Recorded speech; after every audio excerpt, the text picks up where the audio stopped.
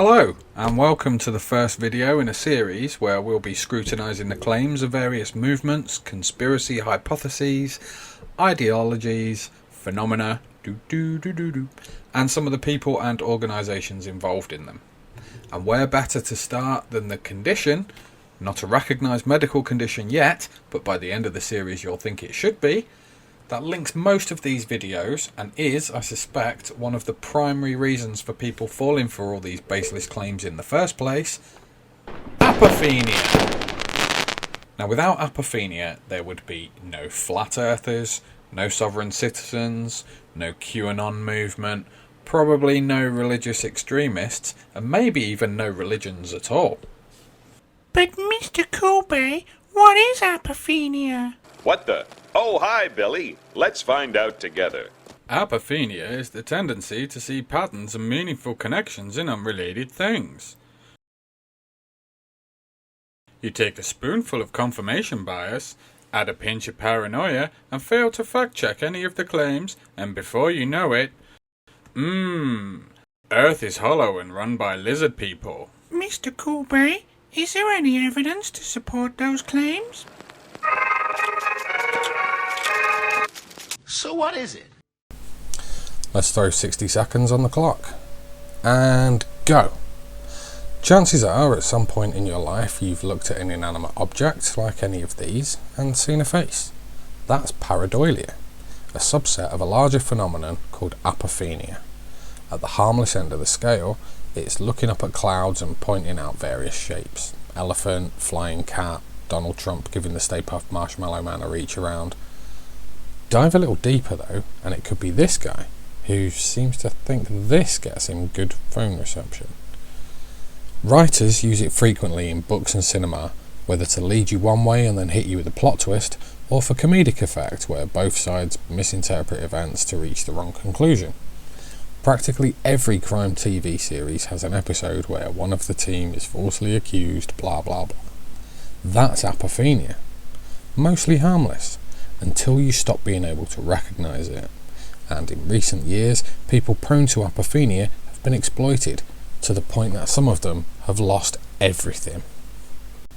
This is Romana Diggillo, aka the fake Queen of Canada.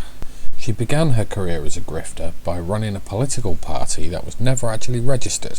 There, she promoted herself to Queen of Canada and eventually Queen of the World, granting herself the title of Her Royal Highness. She emerged from nowhere to fill a void after being endorsed by a couple of QAnon grifters shortly after Jim and Ron Watkins got bored of their Q prank and went radio silent. She rebranded the sovereign citizen bullshit, more on that in a later video, to fit her pretend reign as queen, and falsely decreed that the people of Canada no longer have to pay for gas, electricity or water. While the vast majority of Canadians simply laughed off her delusions, the gullible few who had already fallen for the QAnon prank lapped it up, and she amassed around 60,000 followers, some of whom took her decrees seriously and stopped paying their bills. Fast forward 6 months and they're in default. Then the bailiffs come. Utility companies turn up to cut off their supply. And Queen Dildo? She's calling for violent action, turning up to goad on her cult members and then legging it.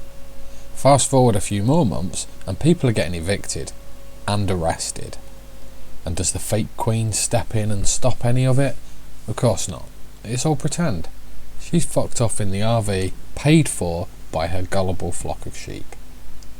She said in one of her live streams that she was homeless and sleeping on the floor of her friend's nail salon when she started watching conspiracy theory videos, and this seems to be a common theme that we'll look at throughout these videos. Apophenia seems to go hand in hand in a chicken or egg kind of situation, with people hitting rock bottom and turning to these fringe movements, or turning to these fringe movements and being conned out of everything and hitting rock bottom.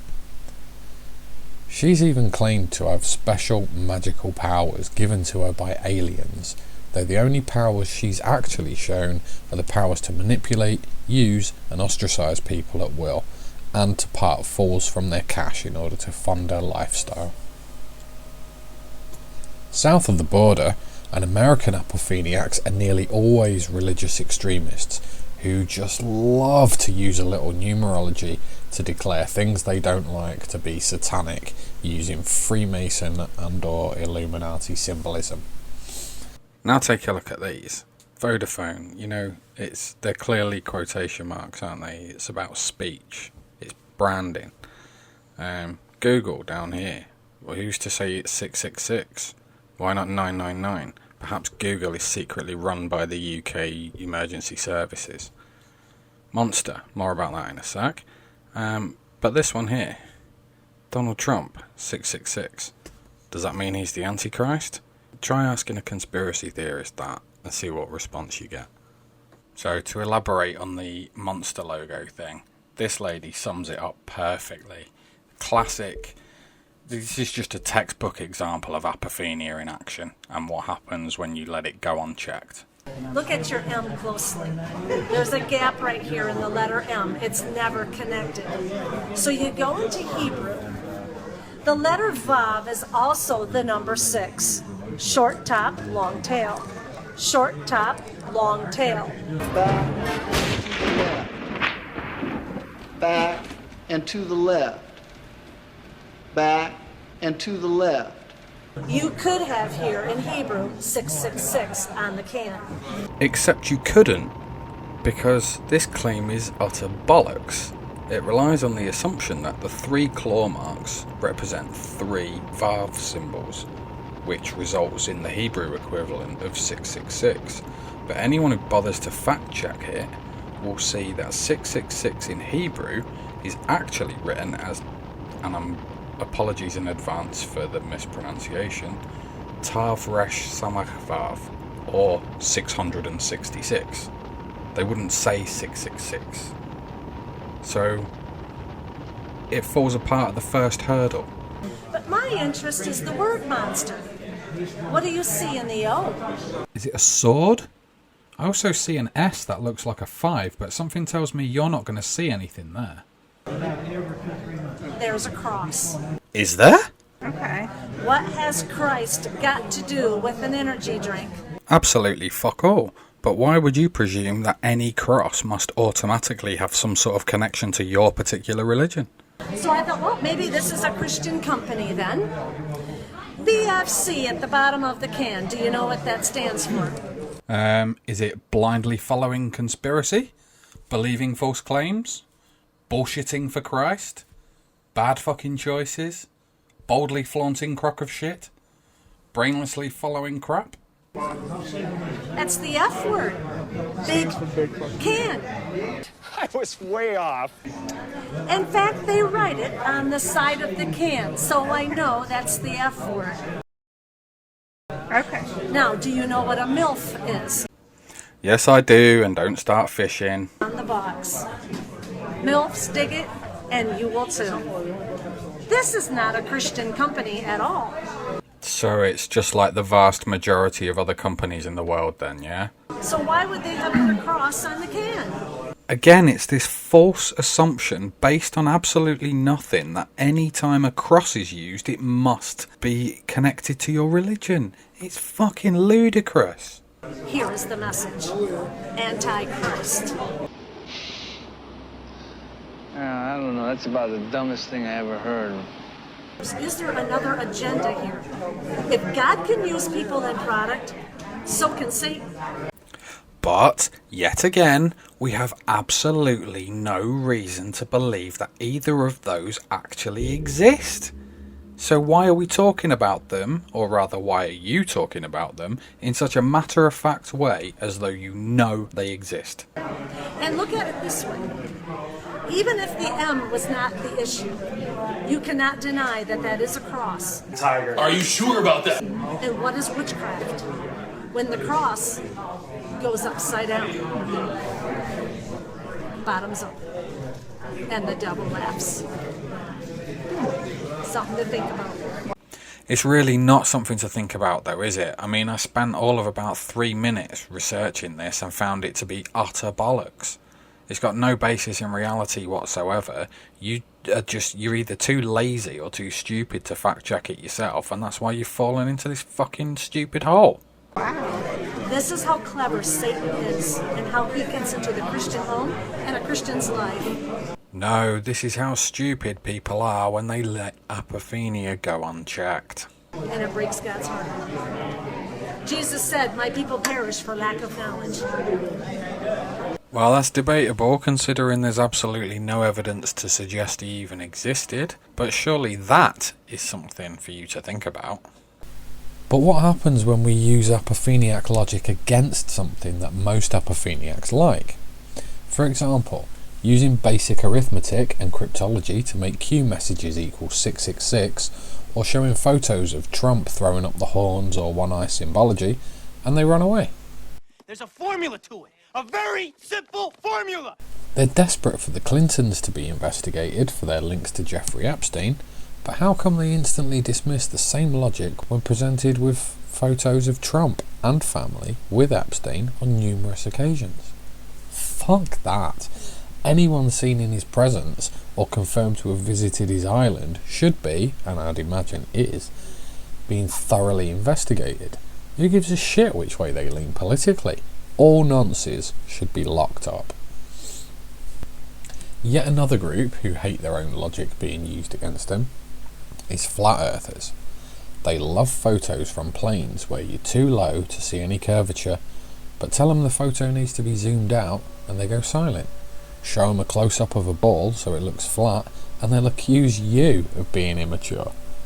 They ask for proof of curvature time and time again, but they just follow a script. Let's just try without the script. Might just loosen you up a little bit. You don't really need it, do you? I probably don't need the script. Take Mark Sargent, who's on screen right now. In his mid-50s, still lives with his mum. He set a challenge asking for people to send photographic evidence of the curvature from an aeroplane. Curve from the airplane. And I go, and I put this challenge out immediately. I go, fine, take a picture of that, hold a straight edge up to it, and then email it to me. I'll quit tomorrow. No one has emailed me a shot from an airplane where the curvature was there. You're a liar! You're a liar! You slimy scumbag liar! He received dozens of responses with photographic evidence, and he just runs and hides from it all, pretends he's never received any of it, and continues peddling his lies and defrauding people as usual. He's a fucking scumbag. I go out of my way not to be insulting, but I use the very Orwellian 5 lights, 4 lights thing, which is, it's not that you saw the curvature, you wanted to see the curvature. You've been conditioned to see the curvature. So, which is why I put the challenge out there. I go, if you look out your side of your airplane and it's like, oh yeah, see the curvature? Yeah, I see it.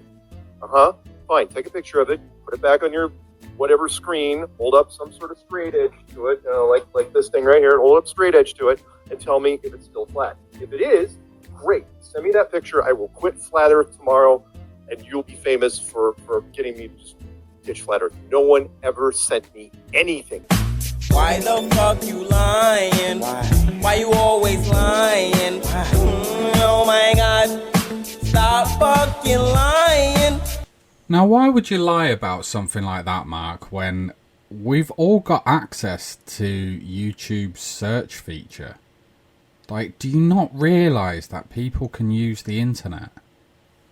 I too have sent him exactly what he asked for, as he replied and left Flat Earth. No way. One of these pictures was taken by Wolfie, the pilot from Australia, and he took this image. And then there's this one taken by another pilot, Santiago Borja, and this one. And these pictures all have one thing in common. They all show the curvature of the Earth, which is exactly what you asked for, Mark. And you also said that you were going to quit Flat Earth.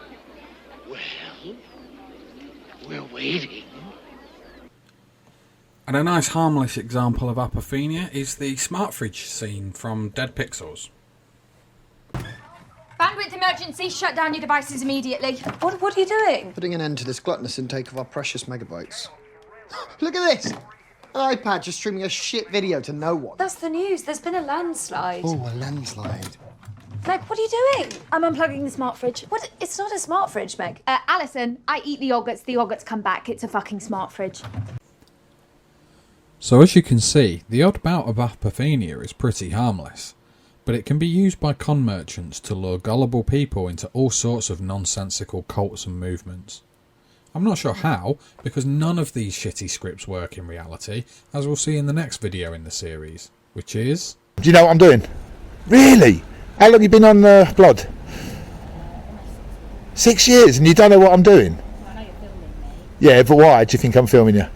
I'm auditing! Yeah, I'm an auditor. You've never heard of auditing? Yeah, I've heard of auditing. Yeah. Visit a police station. Auditing. Though I must clarify, this isn't auditing as most people will have encountered it. This is the little known, self-appointed, unofficial, unwanted, unsanctioned, unannounced, unprofessional, uninvited type of auditing, more commonly known as frauditing. If you liked this video and you want to see me take the piss out of more fuckwits, please click the like button and subscribe. If you think Mark Sargent is a bellend, please click the notification button. And if, for some strange, unfathomable reason you didn't like the video, please click the I didn't like this because I'm a twat button. Either way, feel free to leave a comment, either good, bad, or generally Apophenia related. And I'll see you next time. Cheers.